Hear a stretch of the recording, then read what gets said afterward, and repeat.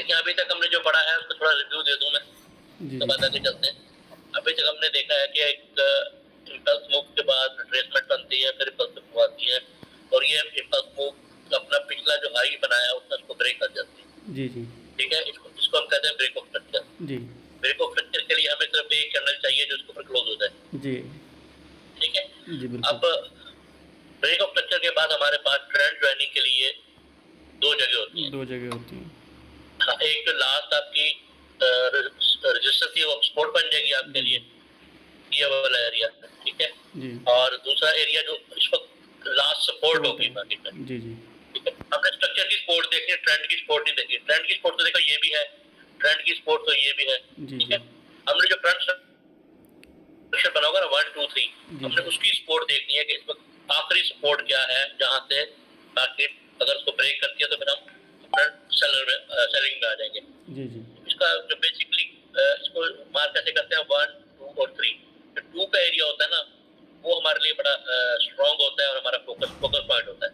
जी तो इसकी दो वजह होती है, इसकी दो वजह होती है। एक तो यहाँ से हमें एंट्री मिलती है, वो हमें एरिया काफी देती है टारगेट तक के लिए। जी बिल्कुल। ठीक है ना, अब अगर हम एंट्री यहाँ से बाय प्लान करते हैं और हमें मिलती है तो इसका टारगेट आपको 50% मिलेगा, जबकि यहाँ से आपको 100% टारगेट अचीव मिल जाएगा।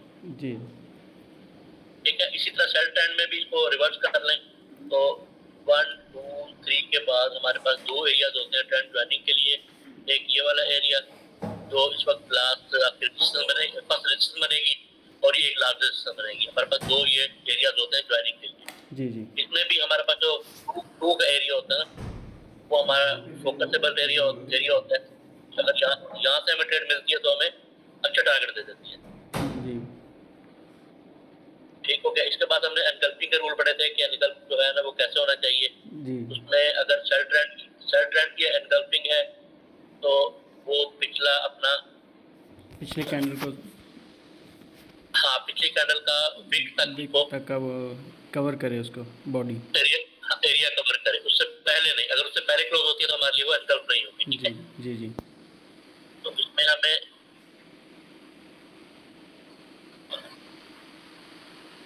ये पूरा एरिया चाहिए जो कवर हो। कवर करे उसको।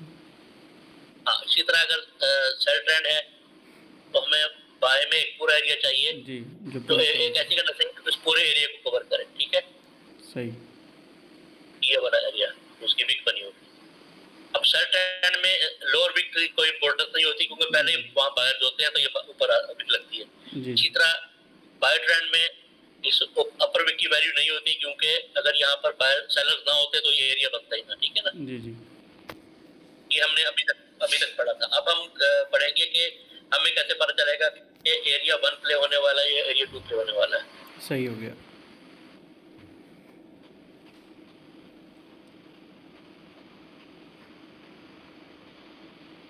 देखें 1 2 और 3 के बाद हमारे पास दो एरियाज होते हैं ना प्ले करने के लिए, जी जी ट्रेंड को ज्वाइन करने के लिए। एक ये एरिया जो इस वक्त लास्ट करंट जो आपकी सपोर्ट बनी है, एक जो एक्सट्रीम सपोर्ट बनी है। जी ठीक है, जी जी अब क्वेश्चन ये है कि यार मैं इस एरिया को प्ले करवाऊं या इस एरिया को प्ले करवाऊं। जी अब इसमें हाँ ये होता है कि बेसिकली ये होते हैं आपके रेफरेंस एरियाज। जी जी क्या है रेफरेंस एरिया, थोड़ा जी बहुत पहले आपको शायद बताया जो हाँ मैंने। जी हाँ जी आपके रेफरेंस एरियाज होते हैं और हमें इन रेफरेंस एरिया तक प्राइस को आने देना चाहिए बिल्कुल। ताकि हम ट्रेंड को ज्वाइन करें। अब जी इस एरियाज में आने के बाद हमें पॉइंट ऑफ इंटरेस्ट भी चाहिए होता है। जी पॉइंट ऑफ इंटरेस्ट क्या होते हैं हमारे एफवीजी ऑर्डर ब्लॉक बीओआई में। हाँ हाँ, डिमांड बीओआई में हमारे एफपीजी होना चाहिए या कोई डिमांड सप्लाई पड़ी हो, जी या ऑर्डर या ब्लॉक हमारे पास कोई प्रॉपर ऑर्डर ब्लॉक हो। ऑर्डर ब्लॉक वो जो मिटिगेट ना हो, ठीक है ना, जी पहले जी प्ले ना हुआ पड़ा हो, वो ऑर्डर ब्लॉक चाहिए। जी हम देखते हैं कि पहला हमारा फोकस पॉइंट ये है, अगर यहाँ पर ऑर्डर ब्लॉक या ऑर्डर ब्लॉक तो बेसिकली बनता है बिल्कुल बेस पर। ठीक है ना, क्योंकि मैंने आपको क्या देखता है ऑर्डर ब्लॉक बेस पर जो पड़ा होता है वो फेवरेबल होता है। यहाँ पर ऑर्डर ब्लॉक पड़ा हुआ है ना फेवरेबल नहीं होता क्योंकि वो ऑलरेडी मिटिगेट हो चुका होता है 90%। अगर 10% होता भी है तो वो उसकी वैल्यू इसलिए नहीं होती कि उसके बाद एक ब्रेक ऑफ स्ट्रक्चर नहीं होता ना। सही ऑर्डर ब्लॉक की बेसिक डेफिनेशन ये है कि उसके बाद एक ब्रेक ऑफ स्ट्रक्चर लाती है। सही। हाँ, तो यहाँ पर हमें एफपीजी मिल जाए इस एरिया में, या हमें कोई डिमांड मिल डिमांड जाए। मिल जाए। डिमांड का मतलब होता है ग्रीन कैंडल। जी जी। एरिया में हमें ग्रीन कैंडल मिलती है या एफपीजी मिलती है, तो हम इसको छोटे टाइम फ्रेम में जाकर कंफर्म करेंगे अपनी एंट्री को, फिर हम यहाँ से बाय करेंगे और हमारा टारगेट ये वाला होगा। जी बिल्कुल। ठीक है, हमारा टारगेट ये वाला होगा जो बाय ट्रेंड में है ना। जी जी। या हमारे पास ये एरिया अगर फर्स्ट करें यहाँ पर एफपीजी या डिमांड नहीं है, तो मार्केट इसको फिर हल्का सा फेवर देगी तो ट्रैप करने के लिए, इसमें बाय जाने वाली हूँ, लोग यहाँ से बाय करेंगे, उस एरिया में आ जाएंगी। आपने कई मतलब देखा होगा ऐसा ही होता है। जी जी।